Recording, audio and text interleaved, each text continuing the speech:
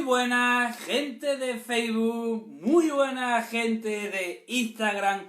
Bienvenidos a esta segunda serie de directos de Historia de España para Selectividad. Yo soy Juan Jesús Pleguezuelos, creador del podcast de Historia de España para Selectividad que podéis encontrar en Spotify. Y durante este confinamiento estoy repasando pues todo el temario de Historia de España para Selectividad para todos esos estudiantes de segundo de bachillerato. Bueno, pues que se han quedado sin clase, bueno, pues aquí estoy yo, no os preocupéis, que yo os voy a dar clase de todo. Ya tenéis todo el siglo XIX, lo tenéis explicado en mi perfil de Instagram, en mi canal de YouTube, en Facebook, lo tenéis en todos lados. Y hoy empezamos el siglo XX. ¿Vale? Hay gente que esta cuarentena se está dedicando a ver Netflix y a jugar a los videojuegos. Nosotros no nos dedicamos a formarnos y a trabajar. Esa es la manera que tenemos nosotros de salir reforzados de esta crisis y de ayudar a la sociedad. Así que vamos a empezar explicando la segunda parte de la restauración. Miren, qué interesante, tengo aquí la chuleta, por si se me olvida, pues voy a cogerla. Vamos a hablar de la segunda parte de la restauración. Miren, este tema cae poco en selectividad, pero puede caer. Cae poco, pero puede caer. Entonces, como puede caer, vamos a estudiarlo, ¿vale? Sí, es poco probable que caiga, sí, pero es que como caiga no te lo hayas estudiado, te vas a acordar, ¿vale? Te vas a acordar de esto. Entonces, nos lo vamos a estudiar, aparte de que me parece un tema súper interesante. Vamos a recordar qué es la restauración. Recordemos que la restauración es cuando vuelve Alfonso XII de su exilio, cuando fracasa el sexenio revolucionario, vuelve Alfonso XII en 1875, ¿vale? Y a partir de ahí empieza el periodo de la restauración. Y recordemos que en el periodo de la restauración se alternaban el Partido Conservador y el Partido Liberal. Y recordemos que esa alternancia era un fraude. Recordemos que la alternancia del Partido Conservador y el Partido Liberal era un fraude que estaba basado en el caciquismo, en el pucherazo, etc. Un tornismo falso. Entonces, esa es la primera parte de la restauración. Y tenemos dos grandes líderes en el Partido Conservador y en el Partido Liberal. En el Conservador tenemos Cánovas y en el Partido Liberal tenemos a Sagasta. Recordemos otra cosa muy importante. Tenemos la crisis de Cuba. 1898, España pierde Cuba, Puerto Rico y Filipinas. ¿Y esto qué causa la crisis de Cuba? Una profunda reflexión en la élite intelectual del país. ¿Cómo llamamos? Ay, si te tuviera delante. Si te tuviera delante. Y no me respondiese. Rosario, ¿me veis ahora o no me veis? En Facebook, ¿me estáis viendo? Me están diciendo que no me ven por Facebook. Yo sí me veo bien. Decía que... ya se me ha ido la cabeza. Es que ya me han despistado lo de Facebook. ¿Me estáis viendo? A ver si alguien de Facebook me podéis decir si me estáis viendo. Comentaba que la crisis de Cuba causa una profunda reflexión intelectual en la élite del país. ¿De acuerdo? Una reflexión intelectual en la élite del país. Y esa reflexión intelectual da lugar al regeneracionismo. Sí, se te ve bien. Gracias, Pedro. Decía que esa reflexión intelectual da lugar al regeneracionismo. ¿Qué es el regeneracionismo? El regeneracionismo intentaba estudiar cuáles eran los males del país y darles soluciones. ¿Quién era el líder del regeneracionismo? Joaquín Costa. Esto es un tema que tienes que controlar muy bien. Lo vimos en el tema anterior de la crisis de Cuba. Entonces, repito, la crisis de Cuba da lugar al regeneracionismo. Y el regeneracionismo intenta, bueno, pues, poner soluciones a los males de la patria, ¿vale? Entonces, decía que el regeneracionismo, que en principio se queda en la élite intelectual, pasa a la política, y entonces, a comienzos del siglo XX, y esto es lo que me gusta de este tema, a comienzos del siglo XX hay una, ¿cómo decirlo? Hay una generación de políticos, a comienzos del siglo XX, que intenta en la medida de lo posible, hacer reformas para España. ¿De acuerdo? Repito, a comienzos del siglo XX hay una serie de políticos que intentan reformar España, que intentan regenerar España. Eso, el regeneracionismo que se había quedado en la élite intelectual, pasa a la política y los políticos intentan ponerse a las pilas, ¿vale? E intentan, bueno, meterle un lavado, un fregado a todos los problemas que había en España, ¿vale? Eso pasa a comienzos del siglo XX, que hay políticos que intentan regenerar y reformar España. Así que desde 1902 a 1912 hay 10 años en España de esperanza. Hay 10 años donde se intentan cambiar las cosas. Qué pena. A mí, este tema, siempre digo, me parece un tema muy bonito, pero también muy triste. Porque se intentaron una serie de reformas que, ¡ay, si hubiesen salido adelante! ¿Cómo hubiera sido el siglo XX? El siglo XX hubiera sido muy distinto. Qué pena que estas reformas se quedasen en nada. Fracasaron. Pero si hubiesen salido adelante, 38 personas ya, si hubiesen salido adelante estas reformas, madre mía, cómo hubiera sido el siglo XX. Entonces, vamos a hablar de esa segunda parte de la restauración que empieza en 1902 con el coronamiento de Alfonso XIII. Alfonso XIII es nombrado rey de España, ¿vale? Y aquí empieza pues, esa época de reformas que dura apenas 10 años.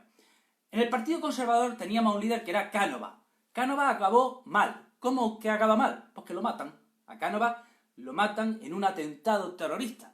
Luego tenemos, en el Partido Liberal, teníamos un líder que era Sagasta. Sagasta muere de muerte natural en 1903. Bueno, pues en el Partido Conservador a Cánova lo sustituye Antonio Maura, ¿vale? Y en el Partido Liberal a Sagasta lo sustituye José Canalejas. Bueno, pues entonces vamos a hablar primero de los intentos reformistas del Partido Conservador. Miren, Antonio Maura tiene dos gobiernos. Uno que va de 1903 a 1904 y otro que va de 1907 a 1909. Y los nombres de estos gobiernos son muy originales. El primer gobierno de Antonio Maura se llama gobierno corto y el segundo gobierno se llama gobierno largo. ¿Y qué intenta Antonio Maura? Pues una cosa que me pareció muy inteligente, era un político muy brillante y muy audaz. Decía Antonio Maura que había que hacer una revolución desde arriba. Había que hacer una revolución desde arriba e intenta acabar con uno de los grandes males de la patria, que ya lo decía Joaquín Costa con el regeneracionismo. Intenta acabar con el caciquismo. ¿De acuerdo? Antonio Maura intenta una serie de reformas para acabar con el caciquismo. ¿Cómo intenta acabar con el caciquismo? Con una serie de leyes y principalmente una que se llama la Ley Electoral de 1907. La Ley Electoral de 1907 intenta limitar el fraude, intenta acabar con el fraude, pero es que también obliga, en esa ley, obliga al voto. La Ley Electoral de 1907 obliga al voto. ¿Cuál es el problema? Que en algunas circunscripciones solo había un candidato, que era el candidato cacique. Entonces, si tú obligas a todo el mundo a votar y solo hay un candidato, lo que estás haciendo al final es reforzar al cacique. Así que esta ley se acaba volviendo un poquito en contra de las intenciones de Antonio Maura. Si Antonio Maura quería acabar con el caciquismo, al final lo que hace en muchos aspectos es reforzarlo. Intenta integrar al catalanismo moderado, ¿de acuerdo? Antonio Maura hace una reforma y le da más autonomía a los ayuntamientos y las diputaciones con la intención de integrar al catalanismo moderado. Establece medidas proteccionistas. Si te tuviera delante, hay estudiantes, si te tuviera delante, y yo te preguntase, ¿qué es el proteccionismo? Tú me dirías, y tú me lo preguntas, me preguntas mientras clavas tu mirada en tu pupila, en mi pupila azul, y tú me preguntas qué es el proteccionismo eres tú. No sé si me diría eso, pero si no me respondiese qué es el proteccionismo, o sea, me convertiría en superguerrero. ¿Qué es el proteccionismo? ¿De acuerdo? El proteccionismo se trata de establecer medidas arancelarias, establecer impuestos altos a los productos que vienen de fuera. ¿Vale? ¿Para qué? Para proteger la industria interior. Eso es el proteccionismo. Establecer medidas, impuestos muy altos a los productos de fuera para proteger la industria interior. Frente al proteccionismo tenemos lo que es el librecambismo, ¿vale? El librecambismo es pues que los productos de fuera entren sin pagar impuestos, ¿de acuerdo? Entonces, Antonio Maura establece medidas proteccionistas para impulsar la industria interior. Y atención, da una serie de medidas para proteger las condiciones del obrero. Fíjense qué medidas, esto hoy día vamos a decir. La ley del descanso dominical. Es que hasta entonces los obreros tenían que trabajar 7 días a la semana. Bueno, pues se establece la ley del descanso dominical para que puedan tener un día de descanso. Se establece la ley de huelga para que la huelga sea legal. Una ley para la protección de accidentes del trabajo. Una ley para proteger las condiciones de trabajo de mujeres y niños. O sea, una serie de medidas para mejorar las condiciones de vida de los obreros. Y entre gobierno corto y gobierno largo se produce la conferencia de Algeciras Y ahora cuando se decide la intervención de España en Marruecos. Madre mía en la que nos metimos. Madre mía en la que nos metimos. Salimos de Guatemala y nos metimos en Guatepeor. O sea, ¿por qué España se mete en Marruecos? ¿Para qué? ¿Para qué te metes? ¿Para qué? No lo hagas. ¿Por qué te metes en Marruecos? Fuimos a por lana y salimos trasquilados. O sea, España perdió Cuba, Puerto Rico y Filipinas, y en Cuba, Puerto Rico y Filipinas España perdió su prestigio. Y pensamos en su momento, ilusos nosotros, de que en la guerra de Marruecos recuperaríamos ese prestigio y ese honor perdido. Pues nos perdimos todavía más prestigio y más honor porque en la guerra de Marruecos aquello fue un desastre continuo para España. Para un momento y leo los comentarios, sobre todo aquí de Instagram. Vamos a ver. Qué montón de... vamos. La voy a liar. Uy, que la lío. Ya estoy tocando donde no debo. Algún comentario por aquí. Que la lío. El historiador, efectivamente, hay un historiador que se llama Casanova que va a hacer también una charla para estudiantes de segundo bachillerato. ¿Qué más? Bueno, ya la estoy liando, mejor si me estoy quietecico. Abrazo de un opositor, un abrazo, tus podcasts son una pasada, muchas gracias. Eres un grande, muchas gracias, tú también. Lo contrario del proteccionismo es librecambismo. Muy bien, Alfonso, muy bien. Bueno, pues seguimos entonces. Vamos a seguir con los intentos reformistas del Partido Liberal. ¿Quién era el líder del Partido Liberal? José Canaleja. Y decíamos, ¿qué intenta José Canaleja que gobierna en 1910? Hace una división, intenta que quede claro la división entre Iglesia y Estado. ¿Cómo lo hace José Canaleja? Con la ley del candado. Y en esa ley del candado, José Canaleja prohíbe la implantación de nuevas órdenes religiosas. Recordemos, la Iglesia tenía un poder inmenso, bueno, pues se trataba de quitarle poder a la Iglesia. ¿Cómo? Pues con esta ley del candado. Se establece la ley de mancomunidades. ¿Qué es la ley de mancomunidades? La unión de varias diputaciones. Entonces, esto es como una especie de autonomía. Y con esto se intentaba era integrar el catalanismo. Atención, se sustituyen los impuestos del consumo por los impuestos progresivos, ¿vale? Así que de manera que a partir de ahora pagaría más quien más tuviese. Cuanto más tienes, más pagas de impuestos. Pues eso es lo que intenta José Canaleja, ¿vale? En su reforma. Atención, 1912. José Canaleja aprueba la ley de reclutamiento. ¿Esto qué significaba? Que a partir de ahora ya nadie se libraba de la mili, ya nadie se libraba del ejército. No podía ser que si tenía dinero, pagaba un impuesto y te libraba del ejército. Eso no podía ser. Así que José Canaleja aprueba la ley de reclutamiento y a partir de ahora todo el mundo va al ejército. Ya no antes iban los pobres, antes solo iban los pobres, ahora no. Ahora van a ir todos Ahora van todos al ejército. Y esto es muy interesante, ¿eh? Y ya hemos comentado que hasta ahora al ejército iban los pobres porque los ricos pagaban un impuesto y ya está, y se libraban. Hace medidas para mejorar las condiciones laborales del obrero. Pero otra vez, jolín, todo acaba mal. O sea, es que no hay manera. ¿Qué le pasa a Canaleja? Saludos desde Pamplona. ¿Por qué motivo expulsa a los jesuitas? Pero eso no estamos en esta época, ¿no? Ahora mismo no es cuando expulsa a los jesuitas. ¿Y ya participó en Cuba? No me acuerdo ahora mismo. Decía, ¿por qué acaba mal lo de Canaleja? Pobre Canaleja. Pobre España, que no nos sale nadie en leche. Pues a Canaleja lo matan.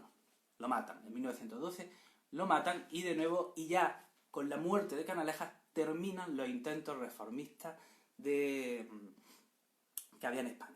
Con José Canaleja termina esa década reformista, ¿vale?, que se había iniciado en España, y es una pena y una lástima. Vamos a hablar de la oposición que había al gobierno. Tenemos la oposición republicana. ¿Quiénes son los republicanos? Bueno, pues los republicanos tenían un carácter, ante todo vamos a hablar de las características de los republicanos. Los republicanos tenían un carácter reformista. Ojo, una cosa es ser reformista y otra cosa es ser revolucionario.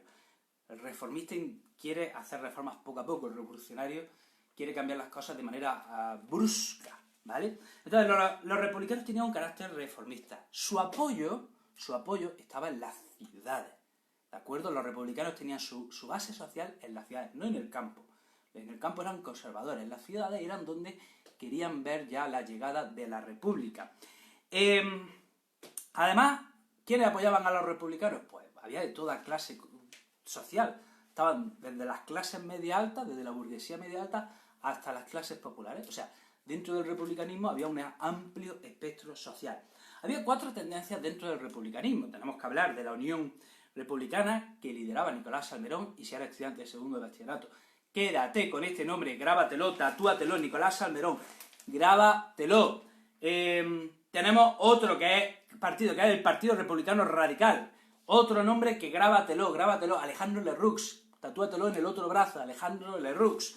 Luego tenemos la Conjunción Republicana Socialista, que era una unión de varios partidos donde estaba el PSOE. Luego tenemos también el Partido Reformista, donde había otro personaje, como solo puedo esperar ser algún día tan buen profe de historia como tú. Gracias, Andrés 7Geo, tú también eres un gran profesor. Andrés 7Geo, seguirlo en Instagram y en TikTok, que es un crack. Decía, Partido Reformista. Sí, el Partido Reformista hay 2 grandes personajes que os tatuaron aquí en la frente. Azaña y Ortega y Gasset. ¿Por qué digo que os tatuéis todos estos nombres? Porque luego van a salir, tanto en la dictadura de Primo de Rivera, como en la Segunda República, como con la Guerra Civil. Y ahora vamos a hablar de la oposición catalanista. Vamos a hablar de la oposición nacionalista. Tenemos que el partido nacionalista por excelencia era la Lliga Regionalista, que gana las elecciones municipales en 1905. ¿Qué pasa?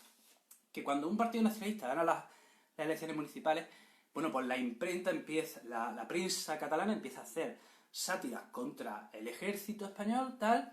El ejército reacciona con violencia, el ejército asalta varias imprentas y, atención, el gobierno se pone de parte del ejército y hace una ley que se llama la Ley de Jurisdicciones, que venía a decir algo así como que no se podía criticar al ejército, ni insultar al ejército, ni meterte con el ejército. Entonces, ¿cómo reaccionan los nacionalistas catalanes? Crean una coalición de grandes partidos que se llama Solidaritat Catalana, que incluía a todos los partidos nacionalistas y que ganan las elecciones en 1907. Mientras, tenemos que hablar de que el PNV, en el País Vasco tenemos al PNV que tiene una tendencia independentista y una tendencia autonomista, ¿vale? Y ahora vamos a hablar pues, del desastre de los desastres. 1906, Algeciras. Se reúnen las grandes potencias europeas y dicen, Marruecos, África ya estaba repartida. África ya la habían repartido bueno, casi toda África estaba repartida por los grandes países europeos, pero Marruecos no se había repartido todavía. Marruecos estaba libre. Entonces, ¿qué pasa? Que dicen, ¿Marruecos para quién es? ¿Marruecos para quién es? Empiezan estos para ti, estos para mí, no sé qué, ¿Marruecos para quién es? Y para fastidiar a Alemania, y que Marruecos no fuese para Alemania, el norte de Marruecos se lo dan a España, el sur a Francia y el norte a España. España, si no pintaba nada, ¿por qué se llevó el norte de Marruecos? Repito, era para fastidiar a Alemania. Francia e Inglaterra le querían meter el dedo en el ojo a Alemania y le dijeron, chínchate, te fastidia. ¿Querías Marruecos? Te va a joder y Marruecos va a ser para España, ¿vale? Entonces, nos cayó de rebote por una carambola, el norte de Marruecos vino a parar a la soberanía española. Entonces, ¿qué sucede? Que España pensaba que iba a restituir su honor y aquello pues, fue una sucesión de catastróficas desdichas. Por ejemplo, en 1909, unos obreros que estaban trabajando cerca de Melilla en una vía del tren fueron atacados por bereberes y se produjo el desastre del Barranco del Lobo. ¿Qué pasa? Que como hacía falta, y los bereberes siempre estuvieron hostigando a las tropas españolas, entonces como hacían falta soldados para defender el protectorado español en Marruecos, hay unos barcos del ejército que van a Barcelona a hacer un reclutamiento masivo de jóvenes para ir a la guerra. Estamos en 1909, todavía no se ha aprobado la ley de reclutamiento. Todavía quienes van a la guerra son los pobres, los ricos se libran. Entonces, ¿qué sucedió? Que la CNT convocó una huelga oponiéndose a ese reclutamiento masivo. Bien, ¿cómo reacciona el ejército? Con represión. Entonces, lo que en principio era una huelga de oposición acaba en una semana de enfrentamientos, de choques, de violencia, y se le llama la Semana Trágica. ¿Qué pasó? Que esto hizo que cayese el gobierno de Antonio Maura, y entonces cuando llega Canaleja, e intenta esa serie de reformas entre 1910 y 1912, pero ya hemos dicho que Canalejas es asesinado. Y ya vamos terminando. En 1913 tenemos a un líder en el Partido Conservador que se llama Eduardo Dato, que también lo matan en 1921, aquí mataban a todo Dios.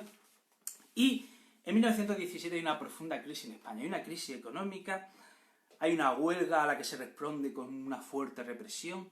¿Y cómo reacciona el gobierno en 1914? Atención, cierra las Cortes. Cierra las Cortes, se intentan convocar las Cortes en Barcelona, o sea, de manera extraoficial, los diputados dicen, pues nos reunimos en Barcelona. Pero luego eso se echan para atrás porque tenían miedo al gobierno, etcétera. Y ya llegamos al epílogo. 1921, un general bastante incompetente sale de Melilla con la tropa española y son asaltados por los bereberes. Y la retirada, como los generales eran unos incompetentes, la retirada española, que se tenían que retirar para Melilla, fue una desbandada, pues murieron 13.000 soldados. 13.000 soldados murieron en el desastre de Anual. Estoy hablando del desastre de Anual que ocurrió en Marruecos. O sea, 13.000 soldados y todo por la incompetencia de unos generales. ¿Qué pasa? Que esto da lugar a una investigación que se llama el informe Picasso. Se investiga, se empieza a ver que hay grandes esferas del ejército implicadas en este desastre de Anual, y en 1923 pues tenemos ya el contexto perfecto para un golpe de Estado. Todo estaba saliendo mal, todo el mundo estaba descontento con todo el mundo, así que en 1923 se produce el golpe de Estado de Primo de Rivera. Bueno, hasta aquí el directo de hoy. Vamos a ver. Este directo lo voy a subir en un rato, ¿vale? En un rato lo subo. Mañana a las 6 tenemos un directo de Primo de Rivera, ¿vale? No os faltéis. Mañana a las 6 de la tarde tenemos el directo de Primo de Rivera. Gracias de corazón a todos los que estáis compartiendo estos directos. Os lo agradezco de corazón, ¿vale? Que estéis compartiendo, que estéis dando difusión a este proyecto. Me estáis ayudando muchísimo y yo os lo agradezco y os pido que lo sigáis haciendo, ¿vale? Y así una manera de que yo pueda seguir trabajando. Muchas gracias por tu entusiasmo. Intento prepararme desde Ginebra al acceso a la URI. Gracias a ti, un placer, Sacra. Muchas gracias a todos por vuestras palabras, ¿son sinónimos? Sí, pero sí, más o menos son sinónimos. Mientras me pongo tus podcasts, me encantan, y a mis 56 años estoy aprendiendo mucho, muchas gracias. Marruecos no nos vino bien, nada, no, fue un desastre. Luego le dieron el Camerún francés, efectivamente, a Alemania le dieron el Camerún para contentarla, era un crack, muchas gracias. Ay, me voy a echar a llorar, o sea, que me voy a echar a llorar porque me estáis diciendo unas cosas muy bonitas, me decís unas cosas muy bonitas. Ay, qué bonito lo que me decís. Bueno, pues lo he dicho, mañana nos vemos a las 6. Luego lo anuncio en Instagram. Si queréis ayudarme, compartirlo, ¿vale? Compartirlo. ¡Mua! ¡Mua! Un abrazo, me despido, gente de Facebook. Chao.